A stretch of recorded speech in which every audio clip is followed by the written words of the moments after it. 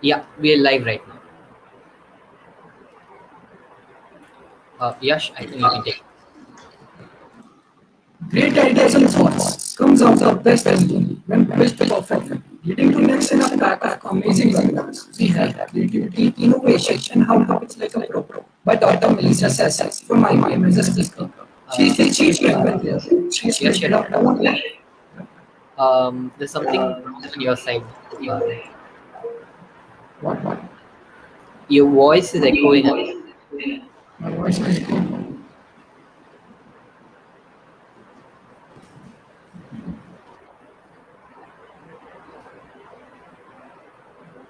Is it fine now?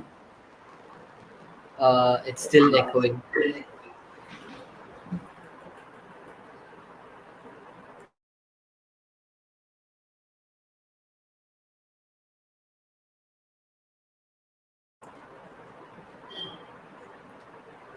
Ma'am, you muted as well.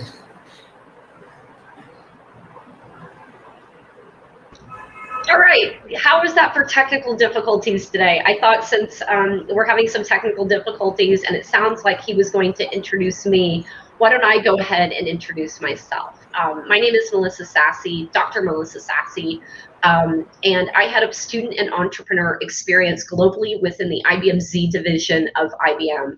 I like to call myself the chief penguin of IBM Z. I work with students and entrepreneurs all over the world to help empower them with new skills, and also help to encourage, inspire, empower budding entrepreneurs to help them build and scale their startups. I am the global head and creator of a corporate accelerator at IBM called IBM Hyperprotect Accelerator. I have 45 companies that have been invited into our program since 2019. And I call this year my road to 100. By the end of this year, I will have 100 startups in my portfolio.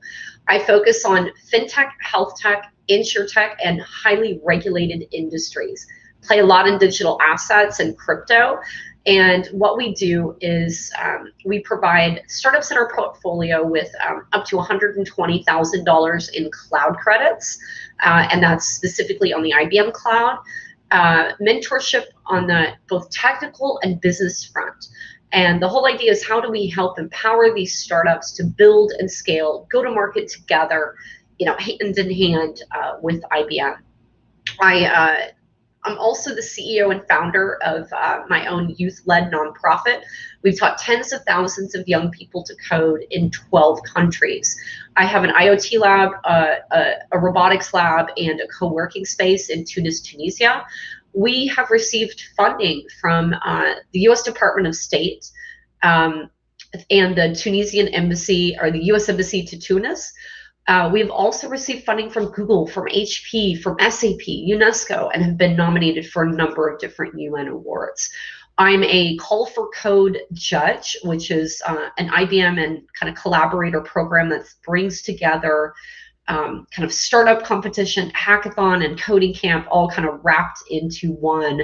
The application deadline for Call for Code is tomorrow. So if you've got a cool idea that is part of this hackathon and you would like to present it, you have an opportunity to win $200,000 and work with IBM to bring your idea to life.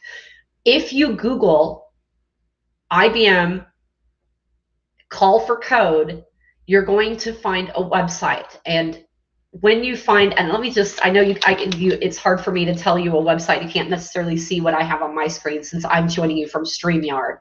But let me just get it. Let me see if I can give it to you easily. I'm just going to my Google, so forgive me. If you go to, where is it at? developer.ibm.com/call for code. developer.ibm.com/call for code. Applications are due tomorrow. So if you've got a cool idea from this hackathon, submit it there as well. It's all about climate action and how can you make the world a better place through technological innovation. Keep in mind that you've got to use IBM Cloud or some kind of product or solution that gets integrated into the idea, but you still have time to submit. There are regional awards as well, but again, there's a $200,000 award for the grand prize winner. I'm going to introduce you to some things that are near and dear to me today, which is innovation and creativity. I'm also going to talk to you about pitching. How can you pitch like a pro? And then I'm also going to show you how you can continue to build your skills and collaborate with me and my team after this event. I do a lot of work with the IEEE. I'm the chair of the Digital Skills and Intelligence Working Group within the IEEE, and as part of that, I was part of creating the first world standard for what it means to be digitally literate, which has now been endorsed by the IEEE Standards Board. So I work very closely with IEEE and a lot of different student branches from all over the world. And I see we have Yash back with us. In case you missed it, Yash, I introduced myself. I saw that you were going through my bio. Since your mic wasn't working, I took over and introduced myself instead of waiting for you. But I want to make sure that if there's other things that you would like to share, you have an opportunity to do so. Yeah, ma'am, it's an honor to have you on stage with us, and we are very delightful to have you with us. And yeah, ma'am, you can continue with that. Awesome, thank you. So what I'm going to do is I'm going to share my screen. So give me a second to make sure that I have my PowerPoint up. First, I'm going to talk about the key skills that are required to be innovative and creative. And then I'm going to walk through how do you pitch like a pro. So that will help you with your pitch presentation. Yash, when are pitches? When does that happen? When do they pitch?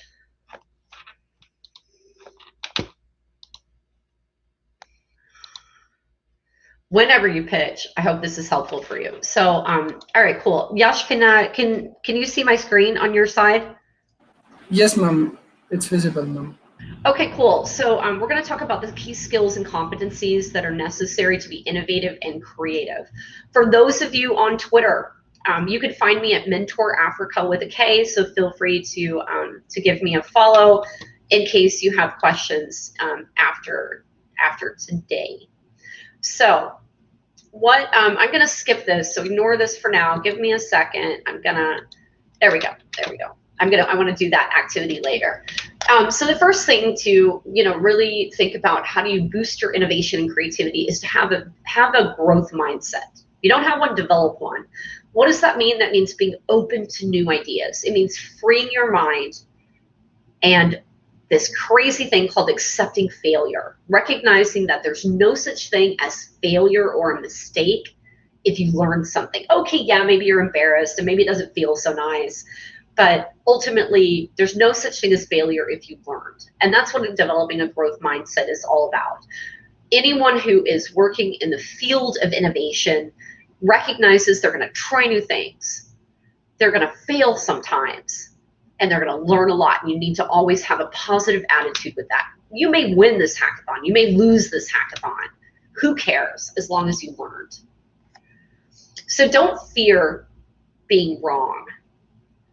That means sharing openly when things don't go as planned, because we're going to get things wrong. We're going to, fail to capture audience insights. We're going to fail to talk to the right people. We're going to fail to, recognize all the key features that we need to have in whatever it is that we're building. But we want to enable those around us, and we want to be enabled to take risks and to get it wrong sometimes. And again, when you get it wrong, there's no such thing as failure or wrong if you learn something. And it's okay to be wrong. You want to go beyond your comfort zone, and that means taking on projects, tasks, activities that are outside your normal responsibilities. I'm not saying that if you don't code, all of a sudden you're going to go build a mobile application, because there are certain things that really lie within our area of competence and within our area of expertise, and others that, really belong with someone else. But take on stretch assignments, take on stretch activities, forget what you know and try new approaches. I'm not saying you throw out everything that works, because we don't want to just try a bunch of new things that don't work and forget about what actually works. But we don't want to fear the unknown. We want to approach new ideas and new ways of thinking. We want to unleash our superpower. We want to think about, what are those superpowers? What are our strengths? Those strengths are really the ingredients to your secret sauce. And, make sure you're in a role that actually aligns to your core competencies. But again, not being afraid to take on new, roles or new assignments, or, take on functions or activities or deliverables that stretch you a little bit. Number 5 is thinking outside in, or thinking outside of the box. Don't keep doing things the way they've always been done. Sometimes things are good, but what if they could be better? Network with people outside your team, outside your industry, outside your area of expertise. Learn from them.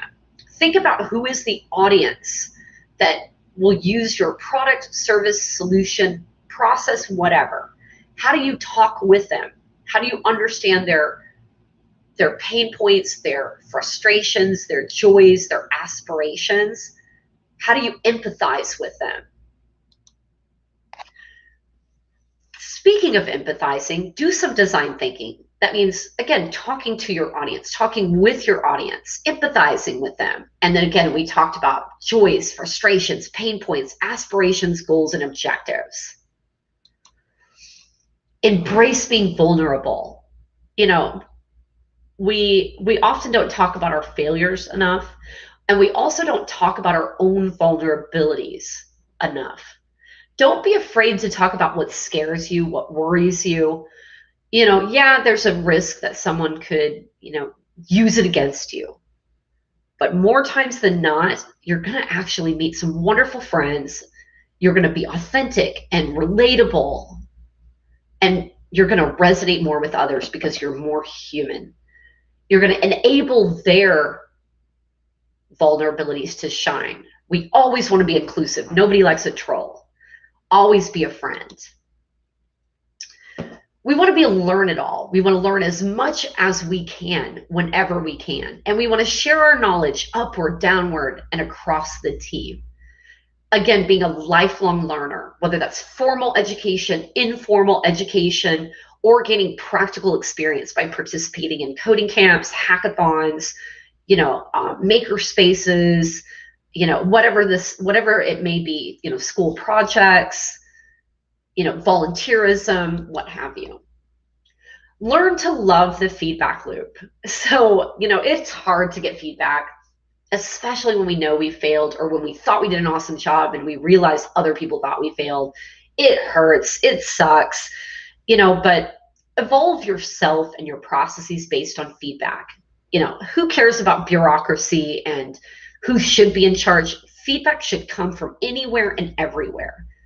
And you can learn a little something from anyone and everyone. No more saying yes, but.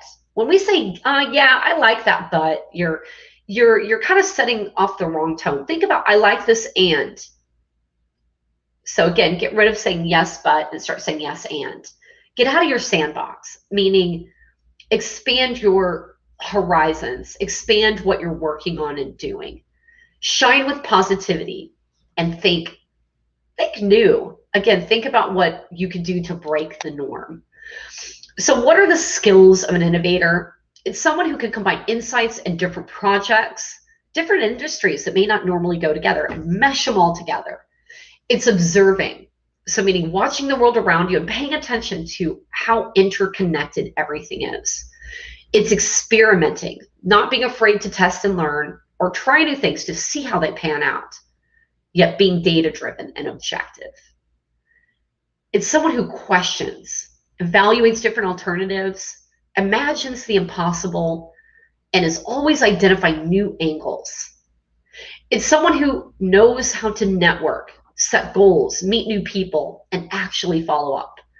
It's someone with confidence, someone who believes in him or herself, has the self-confidence in their abilities. These are many of the traits that an innovator has. Granted, domain expertise is important, passion and grit and just showing up. is important as well, but these are some of the key things that I've highlighted. So obviously, you got to be creative, you got to think critically, you got to collaborate with others, and that means, having hardcore communication, skills. Communication skills are a must.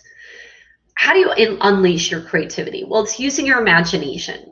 It's dreaming big. It's thinking of wild ideas, maybe brainstorming with others to bring those to life and having a systematic way for identifying them and documenting them. It's, again, someone who's employing critical thinking skills. So you're analyzing and analyzing again. You're looking for insights.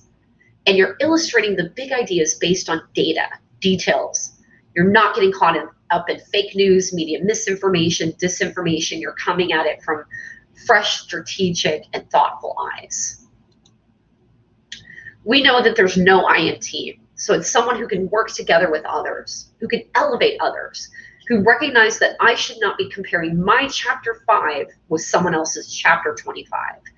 I should be a sponsor, a mentor, a friend, a sage, a guide, a colleague that someone feels is their trusted advisor. Because ultimately, empowered people empower other people. So up your comms game, meaning study emotional intelligence by, one author that I really enjoy is Daniel Goleman. He, I consider to be the father of emotional intelligence. Read up on him, read up on his work.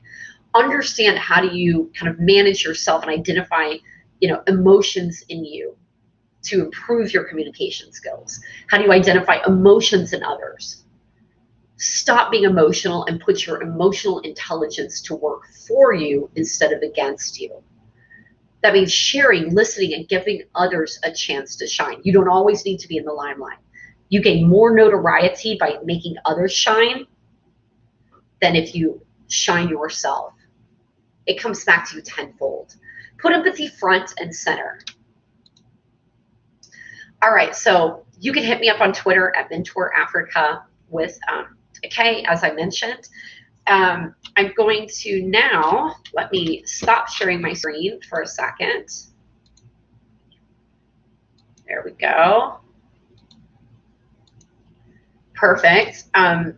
So Yash, what did you think of that piece? I got one more piece to share, but what did you think about the key skills that are needed for innovation and creativity? Good, bad, what do you think? Avinash, what did you think? Ma'am, it was amazing to have you here, and we gained a lot of knowledge from it. And yeah, it will help us in future to pitch when we try to pitch or when we try to stand out in audience. It would definitely help us. Cool. I've got some more stuff to share, but Avinash, what did you think about the innovation and creativity kind of key skills? Did you learn something? Was that kind of review or just a different way of putting it? Or what did you get out of it? Ma'am, to be honest, I've been learning a lot. Actually, been taking notes as well. It's been really enlightening, to be honest. And one thing I realized is that I'm lacking quite a few of those skills right now. That's so, okay. We're all on our own journey.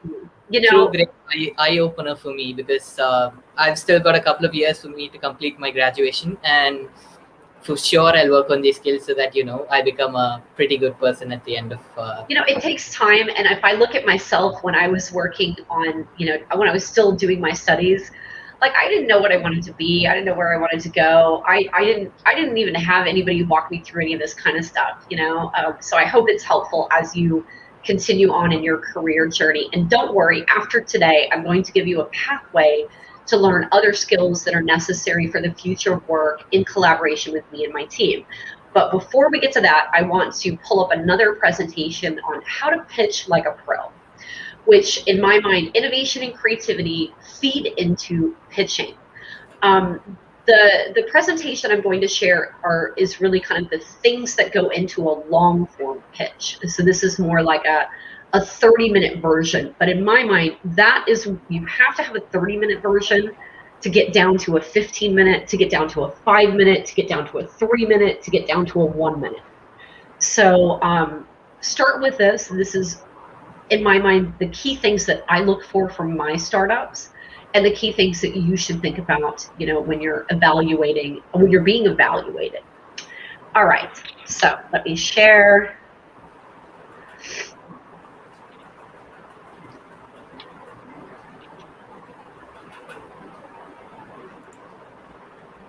Yes, ma'am. So I've shared the screen as well. Okay, perfect. So I'm going to flip over to, hopefully this is going to, let me find the right one. Oh, here it is.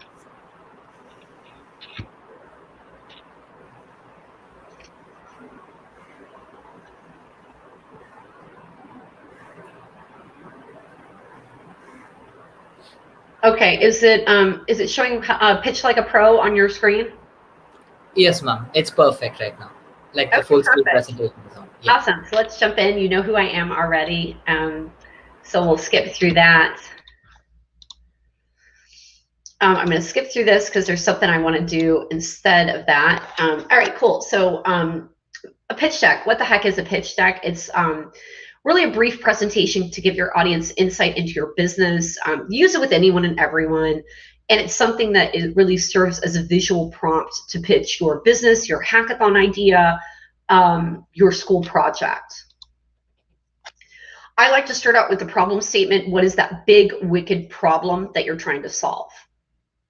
So why are you participating in, a hackathon? What is it you're trying to, solve? Why are you doing things? Always think about the why before you get into the what. So why are you doing it? Start there instead of automatically jumping in and sharing the solution itself. When you think about identifying and documenting and sharing your problem statement, you want to be concise. You want people to understand it quickly, easily, and you want to demonstrate one problem at a time. So ideally, you are introducing one problem. There may be kind of corresponding or lower level problems that kind of surround it, but what is that one big problem that you're solving? You want to throw out some stats. It could be percentages, numbers, financials. Ultimately, you want to persuade and influence your audience, and that, maybe, you're telling a story, you're tying it to a real person.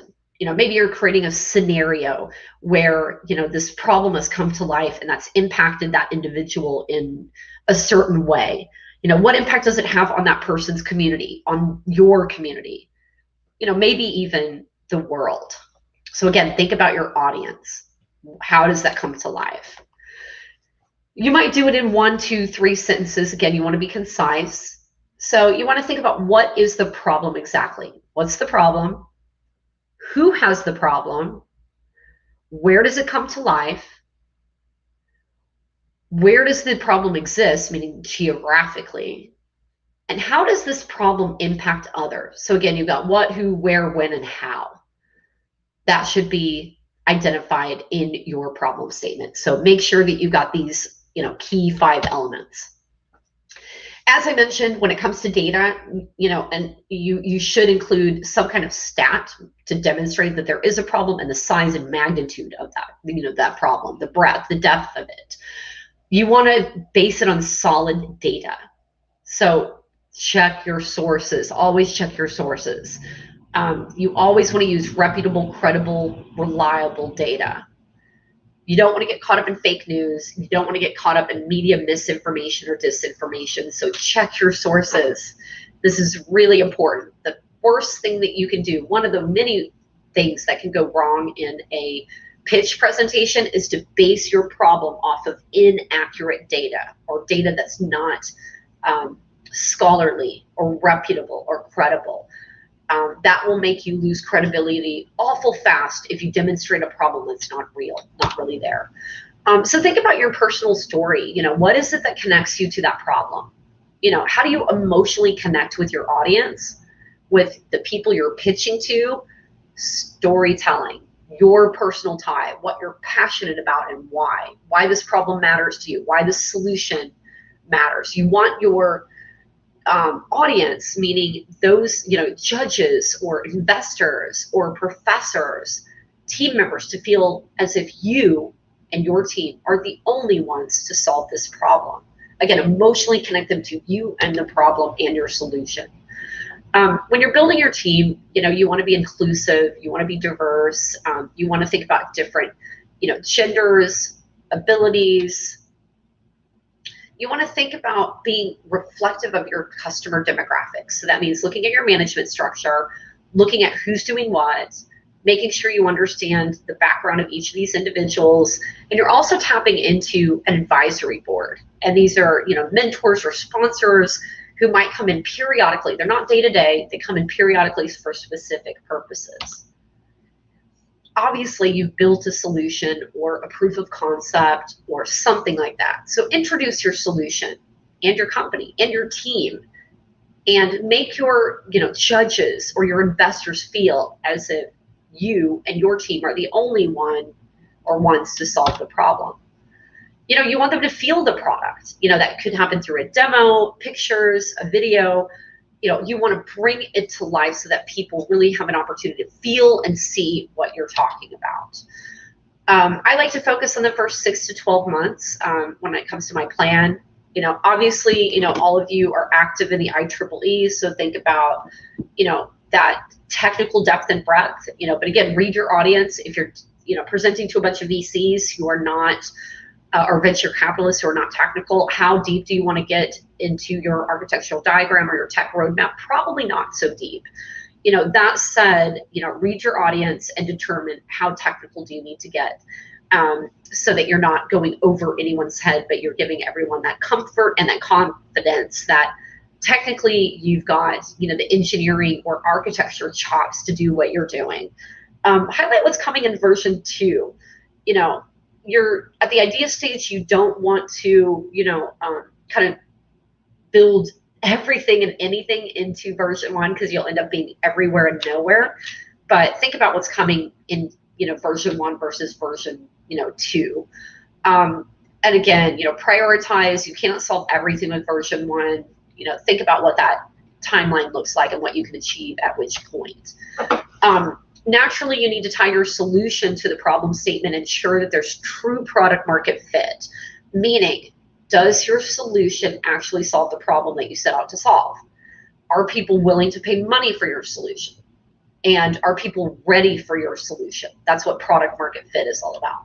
So demonstrate that when you're, you know, highlighting your project. Competition. You know, what other solutions are out there? That could be indirect, it could be direct. You could be a new entrant that turns the industry on its head like Uber did, like Airbnb did, like many other companies are doing, to really look at all of the different industries and in reality combining the gig economy. Lots of different opportunities available. So again, you know, look at direct and indirect competitors. And you want to think about, as you're looking at them, what are those competitive insights, you know? So meaning, you know, how do they fail? What are they missing? Yet where are they succeeding? How is your solution a better product market fit for your audience? Why would they be willing to use you over the you know, the competition, I should say? So how is your solution a better product market fit for the competition, you know, compared to the competition? Why are people going to use you instead of them? I like to create buyer personas. If you don't know what that is, Google it. They are helpful, and it's essentially a chart that helps you think about the target market solution, or the target market wants, needs, aspiration, and frustration. So your clients, your customers, your audience. You know, what do they want? What do they need? What do they aspire to be, or who do they aspire to be? What are some of their frustrations? If you have not incorporated design thinking into your day-to-day, do it, and do it now. Because imagine how disastrous things could be if you think that you're creating a solution to solve a specific problem, but you're not the audience and you get it wrong, and you don't have that product market fit, and you've already built your product. Essentially, you've built something that no one's going to use. Similarly, you may build something accidentally that people can't use, or people are not willing to. So again, be audience-centered in anything and everything that you do. Understand them, talk to them, know them, empathize with them. You want to showcase the market size so you can bring your customer to life. So think about, what is the total available market? What is serviceable by you?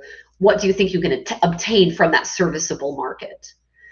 Who are they? Where are they? Do you have any deals in place? Or do you have a customer or potential customer that said, hey, if you build this, I will come, and here's how I'm going to use it? bring this stuff to life. It's quite powerful, especially when it comes to quotes and testimonials. Marketing tactics. How will you reach your end customers? Some of those tactics might be events, social media, ads, influencers, lots of different choices here. What will you employ to get the word out about your product or service or solution? Business model. How are you going to make money? This is, when you're participating in a hackathon, a coding camp, anything like that, think about if you're creating something, how are you going to make money out of it? Keeping in mind that you can make the world a better place and also make money at the same time. I call that doing well while doing good. Let's say somebody was ready to write you a check or you were going to win. What are you going to do with that? What are you going to do with that money? Where do you think you can get funding? How do you get to the next level? So it's important to captivate your audience with your close because people remember how you begin and how you end. So emphasize your key points. Depending upon how much time you have for pitches, it might make sense to do, a brief and concise, 1-minute pitch. But you open the floor for questions. So go off and rock your hackathon pitch. So what I'm going to do now is I am going to share.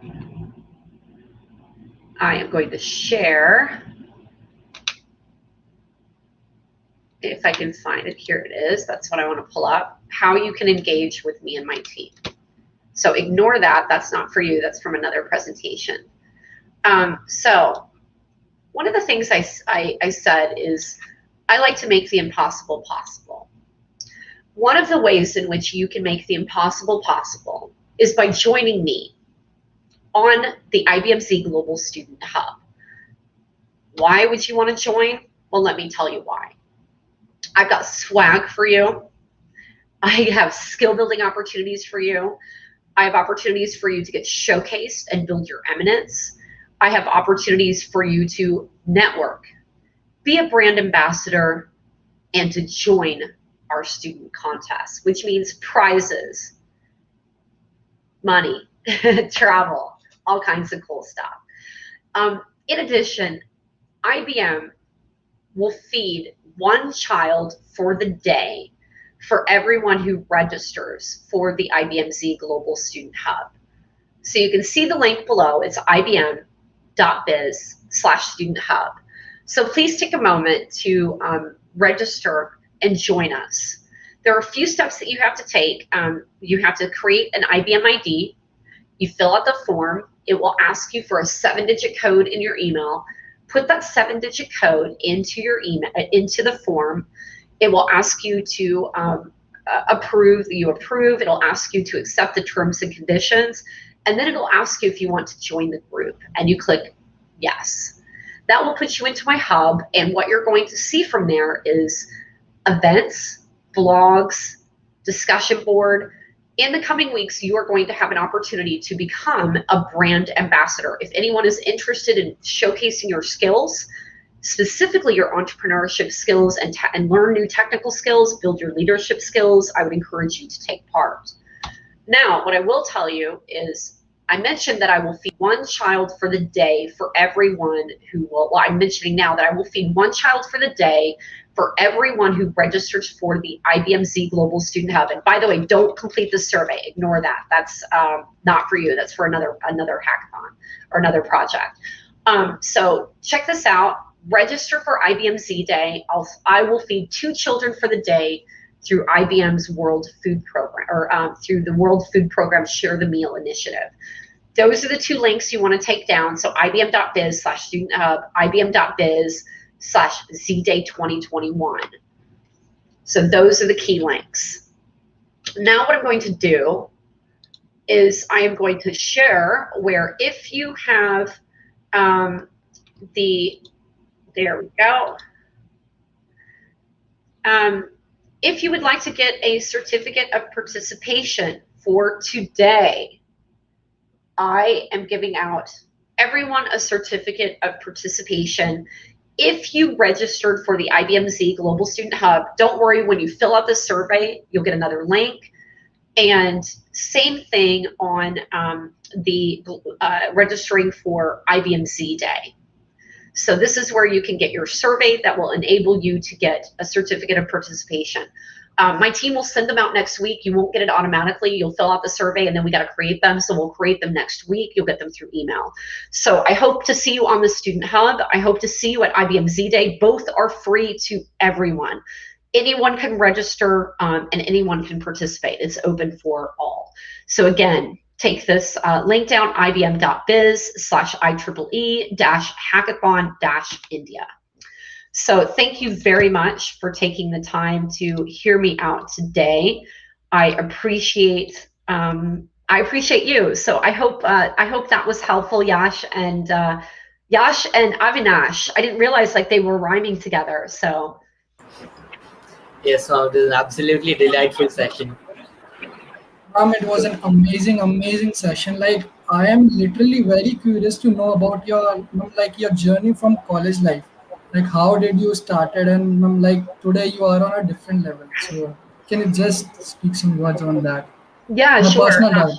Yeah, no worries. So I'm originally from Missouri in the United States, so in the center of the US, in a small town, like very homogenous, meaning everybody was white in my town. I had like nobody was any other color or ethnicity, anything.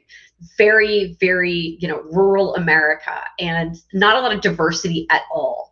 Even the restaurants, not diverse, like all like fast food and American stuff and exactly what you imagine it to be. Um, and I was always interested in like different cultures and different ways of thinking about things, but I didn't have any friends from anywhere else, so I wasn't exposed to anything. My parents didn't talk to me about going to college. My high school counselor didn't either. I didn't realize I was smart until I was in my 30s. Even though I took the ACT test, which is what I was, required to take at my time, which is kind of like the SAT test, but a little bit different. And when I took that, I scored in I think they were like the top 2% or the 98th percentile, and I don't know how that didn't clue me in on that I was smart, because I didn't study for it. I just went in and took it. And I didn't realize like, oh, Melissa, no, you're smart. That's actually really good. I went to college, didn't know what I wanted to study, didn't know what I wanted to do. I felt like I didn't belong in computer science or science, because I felt like it was a bunch of boys that I just didn't fit in. I didn't feel like I didn't see any girls, and I didn't fit in, And so I decided not to study that. I decided not to study math, even though I was really good at math. And I regret that. I never have really learned to code. I understand the basic building blocks of computer science. I understand, because I work with a lot of engineers, I understand, the concept of computational thinking and problem solving. I understand the purpose of coding languages. I understand what an algorithm is and syntax and that sort of thing, APIs. But I couldn't code my way out of a cardboard box. I studied business. I studied international business and linguistics. So I graduated with that degree, and then from there I went from, hold on one second. I have my colleagues who keep calling me over and over again. They've called me about 10 times, and I think they've forgotten that someone else is kicking off another event. Hold, please. I will be right back.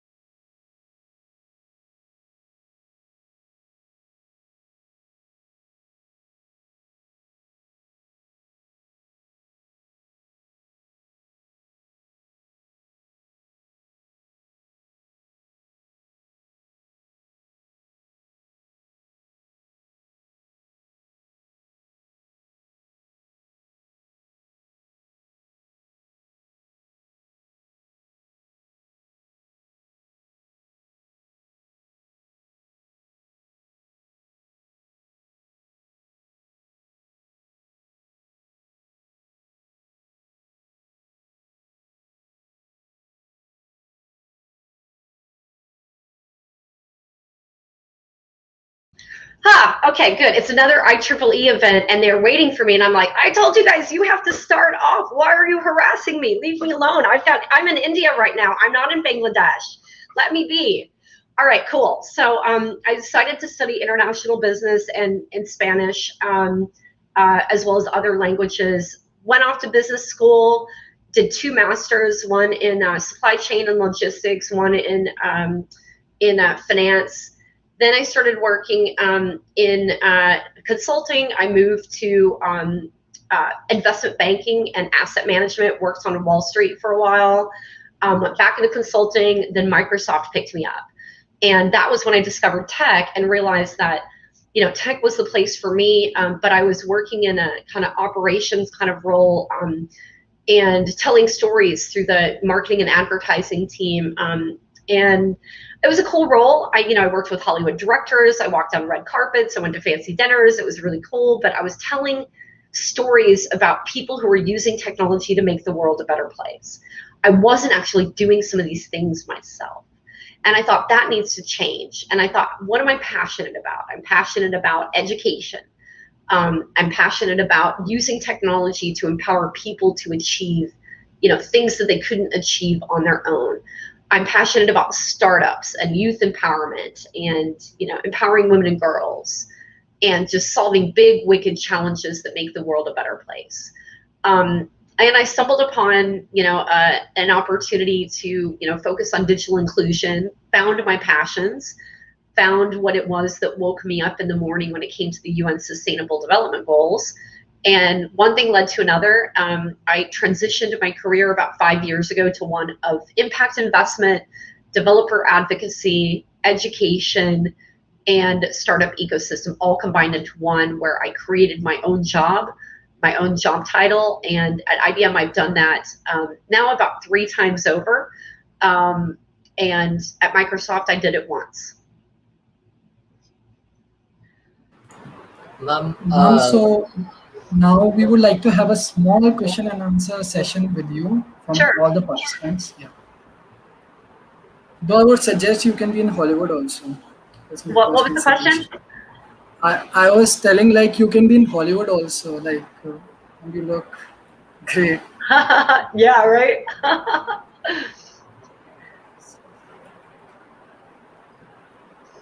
Avinash, can you pin the questions up?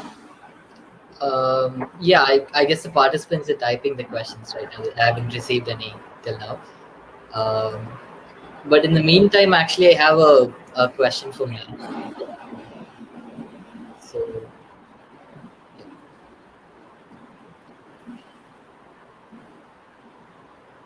okay, all right, sorry. They're bothering me again. I'm like, leave me alone. I got 15 minutes. Okay, I'm back with you again.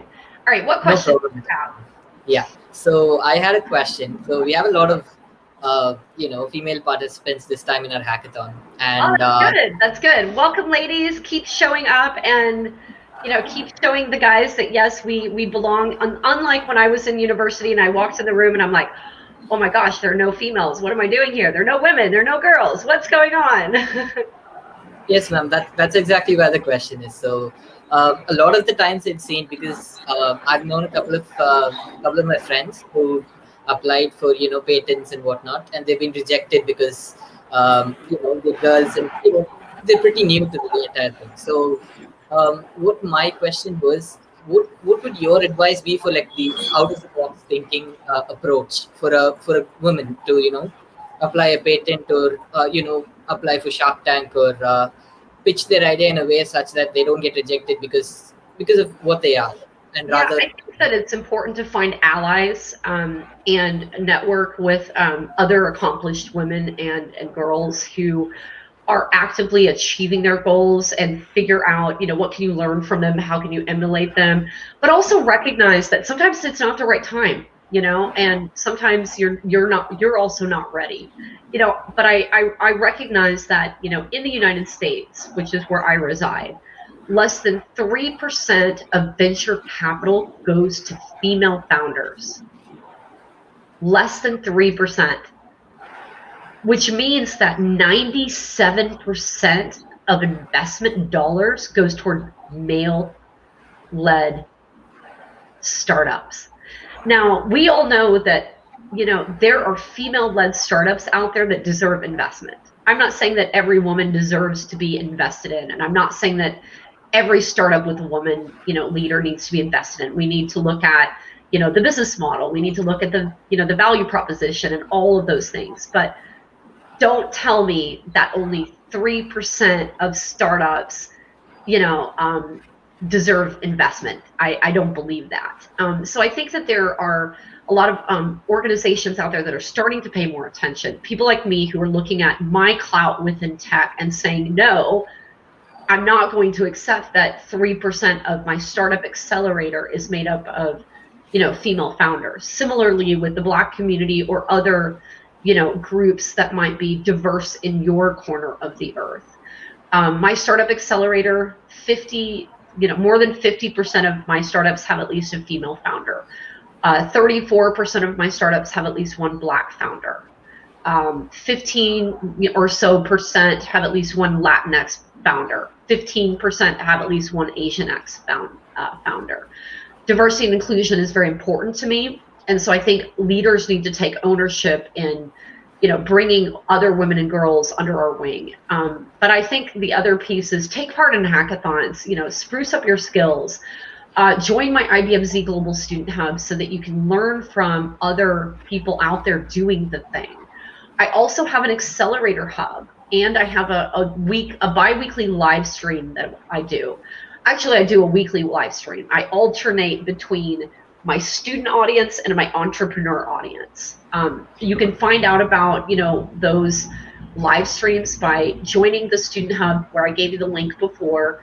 And if you can't find it on the hub, use the discussion board and say, trying to find out about this weekly series. I heard you have a weekly series. Then I can get one of my team members to respond.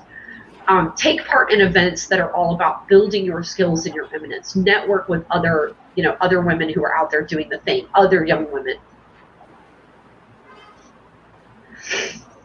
But it's an uphill battle sometimes, and sometimes you're just faced with adversity, and you're faced with misogyny and old ways of thinking, and it sucks, and I'm sorry, and there's no excuse for it. But it happens, and it's happened to me many, many times in my life and my career. And sometimes it's taken a lot of care to figure out, how do I respond to it? How do I handle it? How do I not let it get the best of me? And, I've been in a situation where I did not get a promotion because I refused to go out on a date with my boss's boss. Happened to me. And you know what? I was scared to tell anybody, and I did nothing. I didn't get promoted, and I quit. I went somewhere else. As I left, I felt bad for not saying anything, and I said something on my way out. He was later fired. I don't know if he got fired because of me, but that happened to me. I lost a promotion because I refused to go out on a date with my boss's boss. Now, this is not at IBM. This is not at Microsoft. This is earlier on in my career, but how crappy is that? Why should that be a thing? It shouldn't be a thing. But it's happened to me, and other even worse things have happened in my career. Well, that's actually, you actually become a beacon kind of figure, ma'am, to all of us, actually. Thank you. So, thank you so much for enlightening us. Thank you. We do have a couple of questions. Okay, we do have a question though from one of our members. So, they're pretty interested in applying for internships at IBM. Oh yeah, let me get the link. Hold on one second.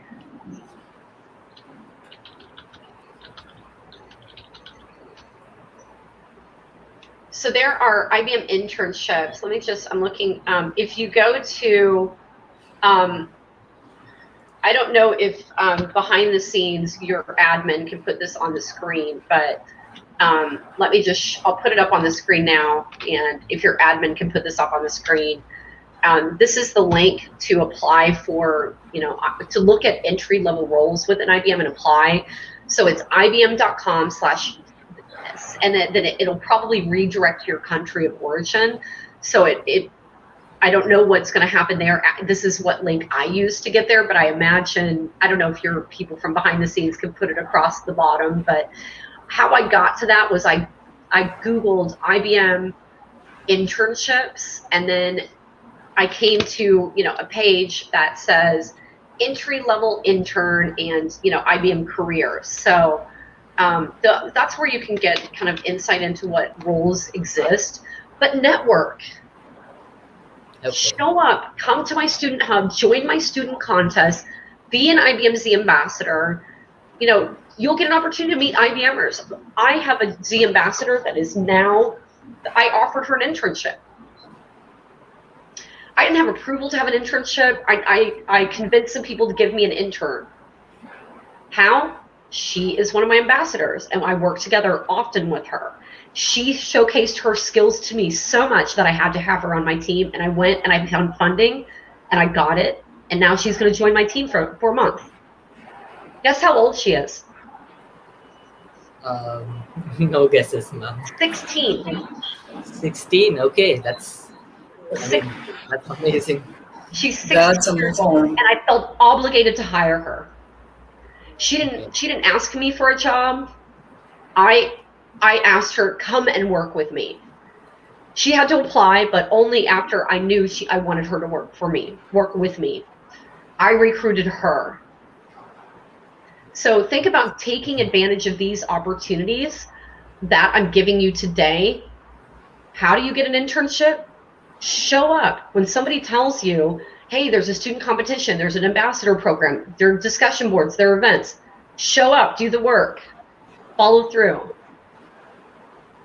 Definitely, ma'am. Definitely. I'm like listening to your journey like makes student like us motivated, and like there is nothing impossible in life. Like if you have a determination and if you have goals in your life, you can achieve it. It's just amazing. Thank you. So how do I decide and get the courage to jump from something you've worked?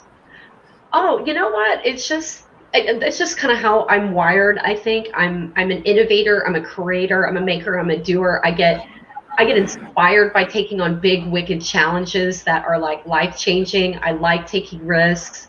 I'm an avid traveler. I've been to 55 countries in my life, and I speak 5 languages. I just really enjoy being out there and about, and I'm not afraid to take calculated risks. I was once earning a very lucrative salary on Wall Street, and I didn't like what I was doing, didn't feel like I was making the world a better place. I went in and I quit. I didn't have another job. And you know what I did? I picked up and I moved to Nicaragua. I moved to Central America to better my Spanish and to help teach kids and flip a hotel. It had nothing to do with my career goals, but I needed a break. And so I did that for 6 months. I didn't look back, and I didn't feel like I needed to make excuses or explain to anybody. I needed to do something for me, and that's what I needed in my life at that moment in time. So think about, be you, everyone else is taken, and think about what's right for you. Follow that path. Do the thing. All right, so I should probably jet off to Bangladesh now. My friends in Bangladesh are calling me. So thank you very much for having me. I appreciate the opportunity that you've given me to be here today. I hope everyone has taken an opportunity to sign up for the Student Hub, to sign up for IBM Z Day, and to also apply for your certificate of participation. Again, if you don't expect it right away. It'll come next week. My team will, has to do some manual checking before it goes out. So hopefully you've applied for that. Any last things, Avinash and Yash? Thank you so much, ma'am. Thank you, ma'am. For being with Thank you her. so much for everything. And From more our than the bottom of our heart. certificates, Thank you. more than the certificates or anything, we just absolutely mind blown and very happy to have you here, man. Awesome. Thank you. Thank you so much, ma'am. All right, Thank good. you, ma'am. Talk to you later. Have a great rest of the event. And for those of you participating, thank you again. You can find me on Twitter at Mentor Africa with a K, and also on the Student Hub. Take care and see you soon. Thank you, ma'am. Thank you, ma'am. All right, guys. So this is the end of this session. The next session will be starting at 7:30, where we'll be having representatives and mentors from GitHub. Okay. See you soon. Thank you, guys. Thank you.